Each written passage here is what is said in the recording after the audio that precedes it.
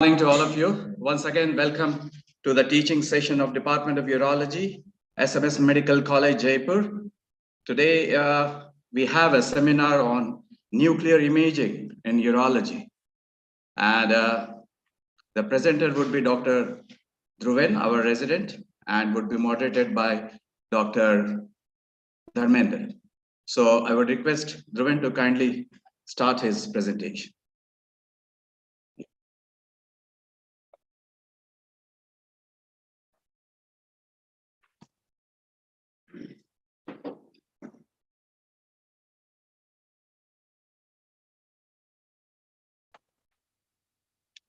Good morning, everyone. Today I'm going to present a seminar on the role of nuclear medicine in urology.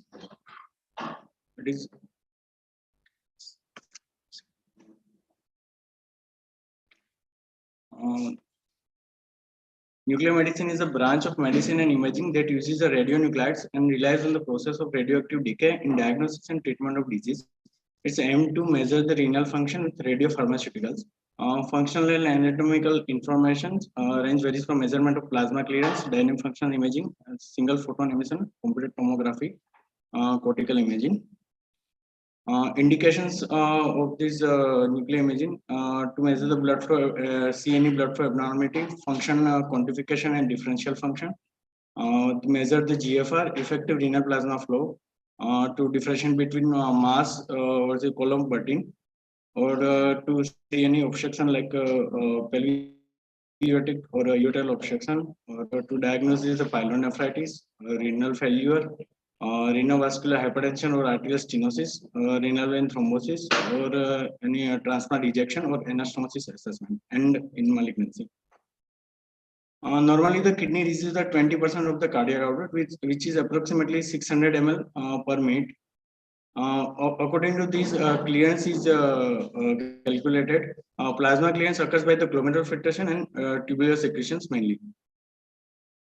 Out of these 100%, there is a 20% of renal plasma flow is filtered through the semi-permeable membrane of glomerulus, and the rest of the 80% are cleared by the tubular secretion. These are three techniques: 2D scintigraphy on 3D. In the 2D scintigraphy, use of infrared radionuclide to create the two-dimensional images, and in case of the 3D single photon emission computed tomography, it uses gamma camera data from many projections and reconstructed the images. And hybrid scan is also available. It uses SPECT-CT or a PET-CT scan. Radiopharmaceuticals are classified by their mechanism of uptake in three categories: the agents which cleared by glomerular filtration, agents which cleared by tubular secretions, or agents which act by cortical binding. For GFR measurement, mainly used is iodine 125 diatrozide, cobalt 57, vitamin B12, chromium 15, EDTA, technetium 99M. DTPA, which is the most common used and indicated. And for effective renal plasma flow, there are para-amino hypurate, which is most common indicated. Others are iodopyrosate or orthoiod hypurate or mercaptoacetyl triglycine. Desired characteristic of the radionuclides include the minimum particulate emission, primary photon energy between 50 to 500 kiloelectron volt, and it's a physical T1/2 time. It should be more than time required to prepare material, and effective half-life is longer than the examination time. It should have low toxicity and stability or near stability of product. So out of all these radionuclides, technetium-99 is fulfilled the many criteria of ideal radionuclide. It has a 6 hours of half-life and used in most nuclear imaging procedures. Technetium-99 mercaptoacetyl triglycine is the most common use. It is a protein bound and not filtered by glomerular. It is cleared by tubular secretion. Shows significant anatomic detail. Dose is 50 to 100 megabecquerels. Normal time to peak activity is 3 to 5 minutes. With a time to half it is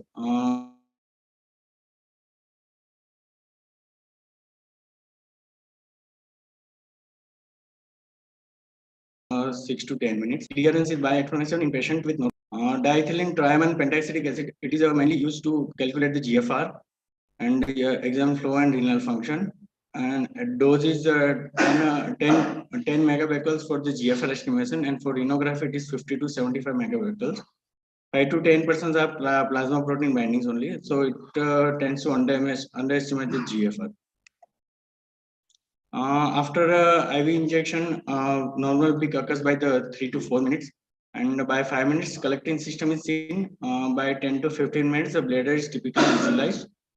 A time take for half of the maximum cortical activity to clear is normally 15 to 20 minutes for the technetium-99m DTPA. It is completely filtered at the glomerulus with no tubular secretion or the absorption. Only 20% of renal function is a result of glomerular filtration. So first pass action of the glomerular filtration agent is less than that of the agents cleared by tubular secretion. This is a cortical imaging with DMSA is most commonly used to detect renal scarring or pyelonephritis. It's provide the differential renal function, and rapid transit of others like DTP and MEC3 does not allow the high resolution imaging. In that compare, DMSA is cleared very slowly, so it gives a high quality images using pinhole spexity. Dose of the DMSA is 1 megabecquerels per kilogram body weight. Delayed imaging result in high target to background ratio and good resolution. 40 to 50% of injection taken at DMSA dose localized in the cortex. It is in commonly localization in the proximal tubules. Imaging is done at the 2 to 3 hours delay to allow the time for slow background clearance. DMSA inhibition occurred in patients with some disease with like renal tubular acidosis or Fanconi syndrome. Maximum activity is seen at 3 to 6 hours, and images is generally taken 2 to 4 hours. There are the three categories agent we previously seen. There's a agents with glomerular filtration are DTA and DTPA. The agents which cleared by tubular secretions are orthoiodoepurate, MEG3 or ethylene cysteine, and the agents by the tubular retention which has a cortical binding efficacy are DMSA scan and glucoheptonate. Going to the imaging techniques, there is a dynamic function studies are generally performed. First, for the perfusion sequence of renal blood flow, by 3 seconds, the aorta is fully visualized. By 5 to 6 seconds, both kidneys are seen. Maximal kidney activity is reached in 30 to 60 seconds. Function signal consists of two parts. First is a renal blood flow, is a flow phase, which shows the flow to the kidney, and over the next 25 to 30 minutes, uptake by cortical and clearance is seen. And protocols include patient preparation, use of radiopharmaceuticals, instrumentation, positioning, and computer acquisition and processing. And by this, we have get the perfusion time activity curve and dynamic renal function time activity curve. In flow phase, images are taken at every 2 to 3 seconds for 1 minute, and in the dynamic phase, images are taken at approximate interval of 15 to 30 seconds, and these are taken up to the 30 minutes. This is a normal DTPA scan about the 2, 3, 4, 5 to 8 images show the blood flow in the kidney, and from 9 onwards it's in the clearance and from the ureter and up to the reaches of the bladder. It shows the three phase. First one is initial blood flow, which seen by up to 30 to 60 seconds. Second one is a cortical uptake phase, which is generally for 2 to 3 minutes, and third one is a clearance phase, where cortical execution and collecting system clearance. Out of these things, renogram curves are made, which include these three phases: blood flow, cortical uptake, and clearance phase. The functional changes are seen by time to peak activity, change in uptake slope, rate of clearance, and clearance percentage at the 20 minutes. Mainly used is for differential function because the GFR or the serum creatinine can't identify the unilateral lesions. Differential function relative contribution for each kidney is between 45 to 55% approximately. Calculation of GFR or effective renal plasma flow can be done as separate study to quantify the actual function. GFR is approximately 1/3 of the effective renal plasma flow. In interpretation, in the first flow phase, it is seen immediately after the injection. First few seconds flow frames are seen, assess the quality of the injection bolus, and if the slope of arterial time activity curve is not steep or activity persists in heart and lungs, then maybe injection have given improperly. Asymmetry suggests the abnormal perfusion to a particular site. In the cortical function phase, normally kidney accumulate agents in the parenchymal tissue in 1 to 3 minutes. Cortex appears homogeneous.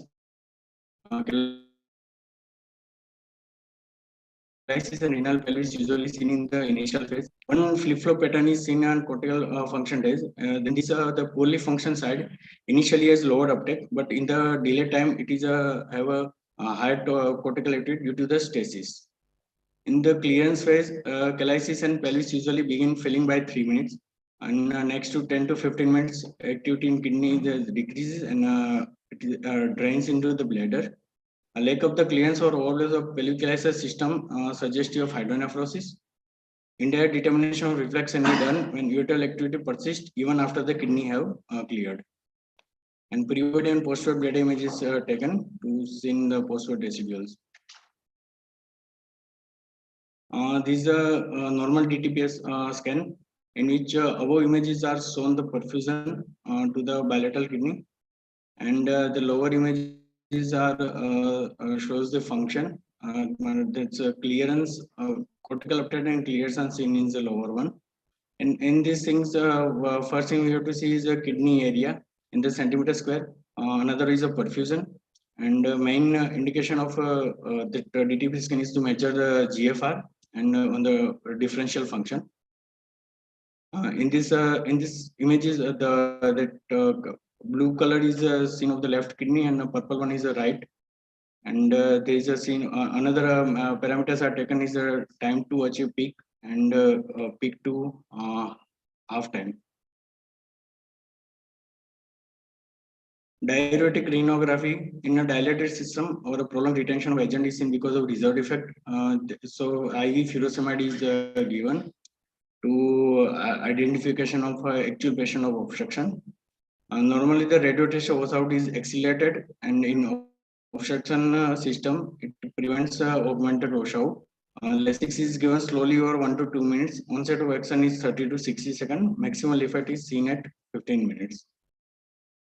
These are the conditions which can study by the diuresis renography. It includes the PUJ obstruction or megaureter, horseshoe kidney, polycystic kidney, ectopic uterocele, urethral valve, postoperative status after pyeloplasty, ureter reimplantation, urinary diversion, renal transplant, ureteral obstruction. In this interpretation, in a very distended system, delayed washout may be seen regardless of whether obstruction is present or not. Indeterminate clearance pattern is seen with a little change on the images. Diuretic response may also be diminished in patient with azotemia. In such case, increased furosemide dose or diuretic infusion given 15 minutes prior to the infusion of radiopharmaceutical agents. If the GFR of the exercise is less than 15 ml per minute, then diuretic renography is unreliable. These are the curves. The first one is a normal. And second, when system is non-obstructed but dilated, then when furosemide is given, it cleared the pharmaceutical agents. And third one is a suggested obstructed system, and fourth one is indeterminate. It is divided in 4 types by Aurelius curve. So this is type 1 is a normal, type 2 is an obstructed system. In this, even if after a diuretic administration, curve doesn't come to the lower side. And then type 3A, once the diuretic is administered, augmented washout is there, so curve come to lower side. Type 3B is equivocal, and type 4 is a delayed compensation, either delayed double peaks or Holmes sign. So diuretic washout, it is a time required to 50% pressure to leave the dilated unit is measured. And in this, if it is a less than 10 minutes, then it is normal. And if 10 to 20 minutes, then it is indeterminate, or more than 20 minutes, then it's suggestive obstruction. The response to the diuretic rhinography diminished in the case of dehydration or massive hydronephrosis, azotemia in infants, or pressure from the distant bladder. A diuretic can be given with the pharmaceutical agents. It does not give visible drop in curve, but TFLU not applicable. PUJ are present with the partial obstruction, but often detected on serial examination. Use of diuretic should be cautious in the patient with spinal cord injury. It can lead to dangerous hypertension. Or post-operative obstruction in renal transplant can be best assessed with diuretic scan, like action of fluid collection or anastomotic swelling or stricture or leakage. Other one protocol is AC inhibitor rhinography.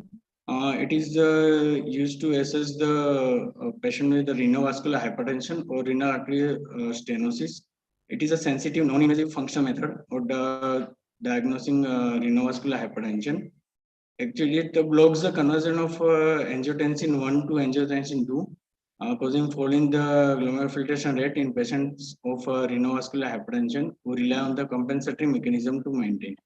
In this protocol, first of all, stop all the ACE inhibitor for 2 to 3 days and some drugs for 5 to 7 days, like enalapril or lisinopril, and also stop the ARBs and calcium channel blockers.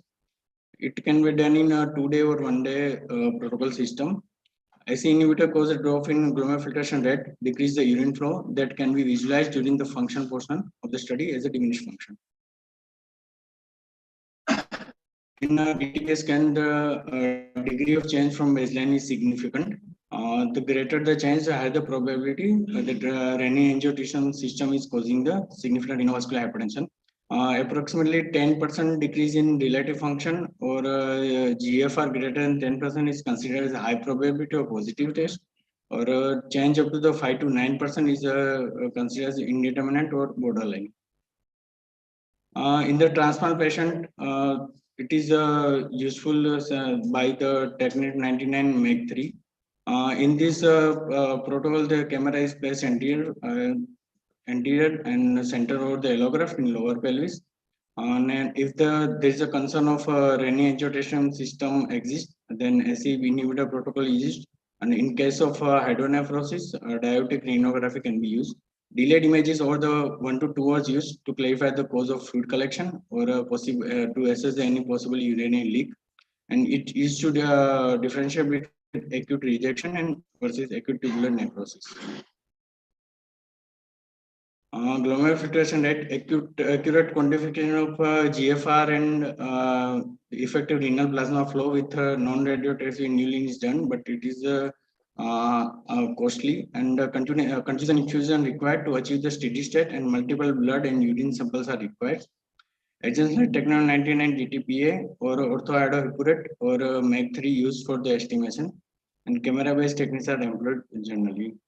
And the GFR estimate is a small non-dose of DTPA is counted and set a distance from the camera face to determine the count rate before the injection. The actual administered dose is then corrected for the post-injection residual in the syringe and serves as a standard. Images are required for the 6 minutes. Counts in the background are subtracted, and attenuation of photons caused by varying renal depth is corrected using formula based on the patient weight and height. The fraction of standard taken up by the kidney in the 1 to 2.5 minutes or 2 to 3 minutes frame can be correlated with GFR. And the next is a cortical imaging. It is a cortical imaging is best done by that DMSA scan. It is a superior cortical resolution due to significant cortical binding. It is commonly used to evaluate the suspected pyelonephritis or possibly detect the renal scarring in a patient with reflux. Cortical scintigraphy using differential between column butting and true mass. And for acute pyelonephritis, DMS is considered as the gold standard. It also useful in the congenital anomalies like renal agenesis, ectopic kidneys, fusion, polycystic kidney, multicystic dysplastic kidney, and as seen earlier, to differentiate between column butting and mass. In in this method, there is a dynamic image is not performed, background clearance is slow, and the kidney clears only small percentage of the radio tracer. So delayed images are taken at 2 to 3 hours. Planar imaging usually require at least both posterior and posterior oblique views, and the pinhole collimator or converging collimator provides the magnification and improved resolution. SPECT-CT has an excellent imaging detail. In the normal DMSA scan, there is a homogeneous distribution throughout the renal cortex. Upper poles are generally less intense due to the sphenical liver impression or fetal lobulation. Central collecting system and medullary regions are photon deficient because DMSA has a mainly tubular binding activity in cortex.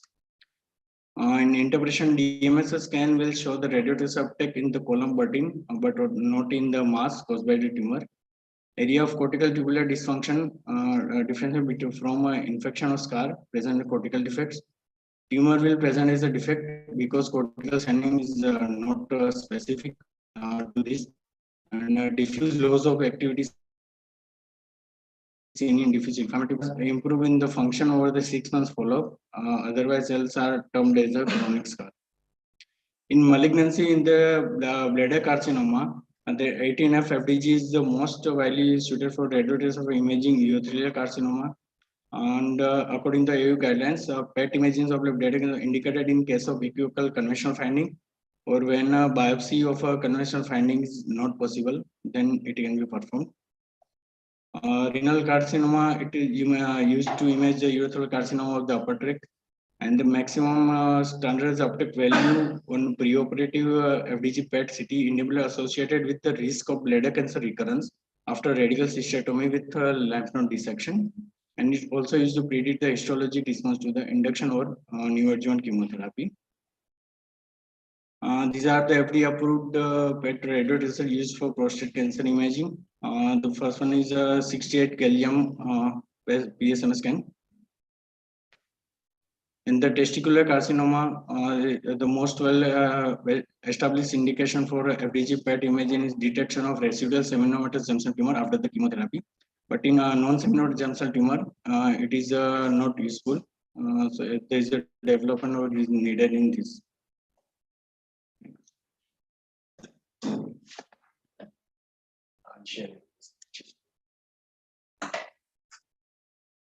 Thank you, Dhruvan.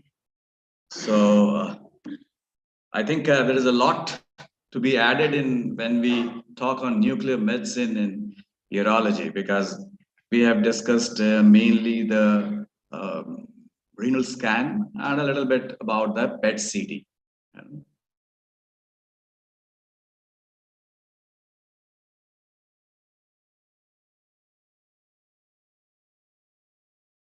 We have many others. We often use MIBG scan, becoming very popular nowadays. So all these things are coming up. As we know that nuclear imaging is basically to know the function of an organ, right?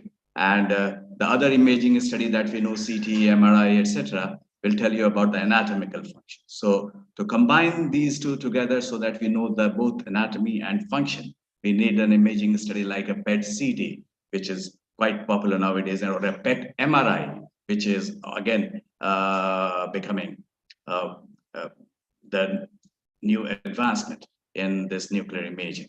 So we all know there are two substances when we do a nuclear imaging. One is the radio tracer, radionuclide agent, which tells you about the function of and which is picked up by the gamma camera, and the radiopharmaceutical agent, which will deliver their agent to a particular organ which has to be scanned. So these two agents are very important when you think of a radionuclide. PET CT and PET MRI are becoming very popular nowadays if you want to know both the anatomy and the function. And a functional MRI is also being used nowadays quite often, which tells you about both anatomy and the function of the kidney. Also, we know there is a SPECT-CT, which is a single photon emission CT, which is again becoming popular for these things. But then there are many fallacies, like he saw the pitfalls of a nuclear imaging study, the grossly hydronephrotic kidney, a poorly functioning kidney, there may be a signal to noise ratio change, which will tell you, which may be give you some fallacious result. So to kind of allay these kind of fallacies, we have many other newer things coming up. So I will just tell you some of the things which I just got in the recent advances.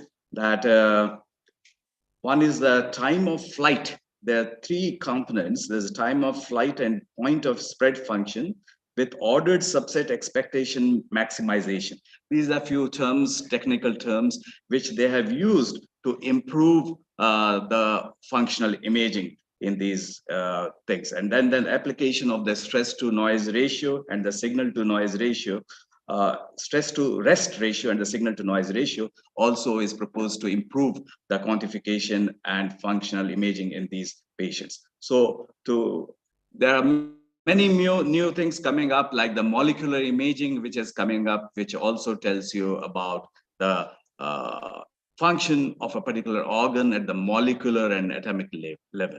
So all these are in the pipeline. If there are any queries or any ideas which you want to share with us, please let us know. And if there is anybody who have joined us on Zoom from outside, let me know if you have anything to say. Just put it on the chat box. So in the meantime, residents, do you have any query? And Dr. Nachiket, would you like to say anything on this?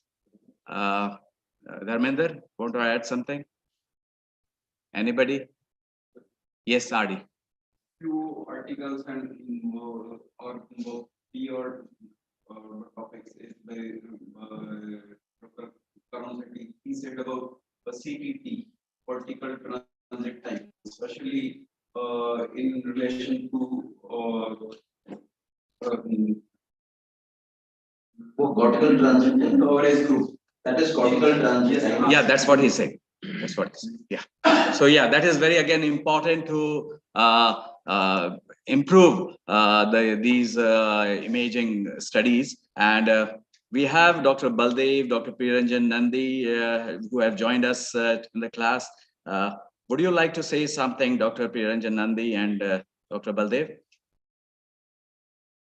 You can join us, and I would request Mr. Nimesh to help them to join us if they want to. Good morning, sir. Yes, good morning. This is Dr. Nandi. How are you, sir? Yes, go ahead. And please put on your video on if you can. Oh. Okay, anyway, go ahead with your audio, please. Then what I wanted to say that there is so much that it's a very short time to cover everything. As you exactly said, he has covered it only 15-20 minutes. So it will require almost 1 hour plus minimum to cover all the topics in a proper way. Because PET-CT these days are being used so commonly. There is so much to cover up. The time was very limited. So right. Thank you, sir. Yes. Yeah, definitely the PET-CT is coming up and probably though they are not in the guidelines, but they may come up in the near future in the guidelines also, particularly when we do for prostatic malignancy and even for other malignancy like RCC and bladder carcinoma and testicular tumors, where PET-CT is often used to know the recurrence and particularly in a metastatic setting. So yes, Dr. Baldev is with us. Dr. Baldev, welcome to our teaching class. Please go ahead. Yes. Shivam, thank you so much for an excellent class. In fact, I requested my student, we started DNB classes and I told my students to join. I don't know, I will ask them whether they have joined or not. This is an excellent class, and as Nandi has told, time is too short, but in that shorter period, lot many things have been conveyed, and it is excellent. And the most important is PET scanning at present. We keep on getting a lot of PETs from outside and all that. At present, the guidelines really don't tell us the exact indication for PET scanning in the urology malignancies. Right. Thank you, Dr. Baldev. And definitely this, our whole class is on YouTube also. So your students can just watch the YouTube anytime. Even if they miss it in the morning, they can watch it. We have almost now 150 webinars which are on our SMS Urology live stream. Very good. YouTube. So Very thank you very much joining us, and we would like that your DNB students also can join us, and if they want to have any query, suggestion, any ideas to give, they are most welcome. Thank you so much. Right. Thank you. Thank you, Dr. Baldev and Dr. Priyanjan Nandi for joining us today, and Thank you, I sir. thank all the residents and the faculty who have joined today. Thank you very much, and have a good day. Sir, you have raised the bar really very high, sir. Thank you, sir. Thank you, Priyanjan. Thank you very much. So thanks everybody. So have a good day.